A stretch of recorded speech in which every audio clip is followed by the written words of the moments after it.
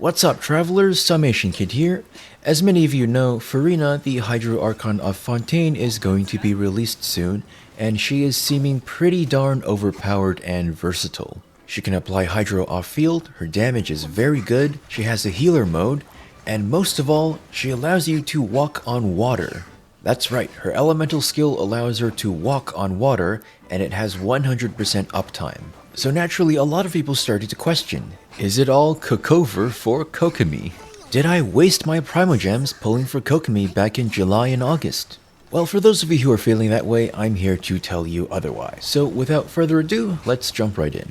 The first reason you'd want to use Kokomi over Furina is a meta-related one. That is, she can carry Thrilling Tales of Dragon Slayers.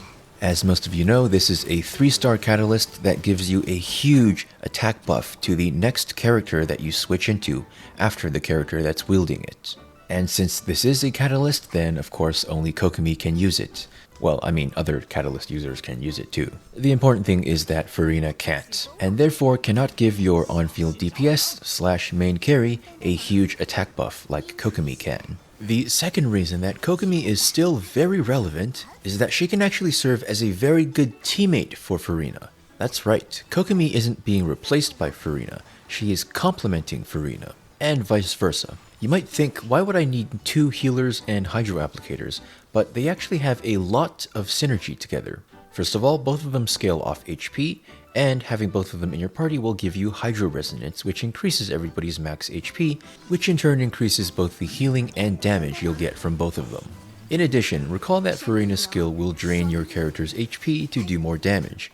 Well, now you have Kokomi there to fill it back up, and allow Furina to keep draining HP to keep dealing more damage. So for maximum comfort and hydro application, Furina and Kokomi actually work together really well. The third way in which Kokomi is better than Furina is comfort / role consolidation. Now technically Furina can fill all the roles that Kokomi can, that is to say she can do damage, she can apply hydro, and she can heal.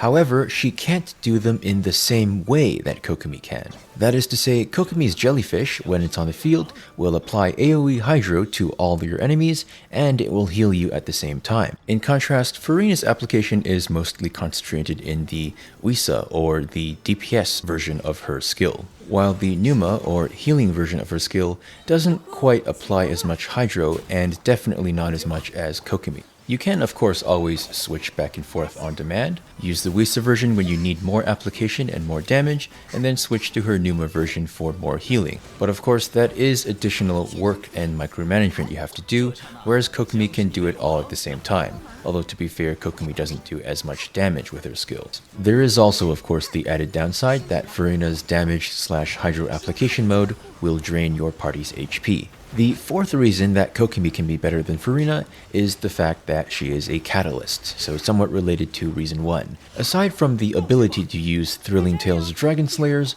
being a catalyst makes Kokomi a good driver for certain teams, for example Hyper Bloom. Now this can also work with Furina, but being able to constantly apply a certain element, by virtue of it being your normal attack, is pretty darn handy. And finally, the fifth reason that Kokomi might be better than Furina is that her best-in-slot weapon is a 3-star catalyst, while Karina's best-in-slot weapon is, well, her dedicated 5-star weapon. So if you're a player who has Kokomi, especially if you're a new player who has Kokomi, then you don't have to worry about getting her dedicated 5-star weapon. And as we all know, the weapon banner, at least from the perspective of new players, is most often pretty much a scam, and you should avoid it like the plague. Of course, if you are a new player who pulled for Kokomi, then I actually do recommend that you also pull for Furina, if only because she allows you to walk on water, so you will never have to swim again, unless you are going underwater, in which case you'll have Kokomi to help you swim farther and faster. Oh, and bonus tip for new players,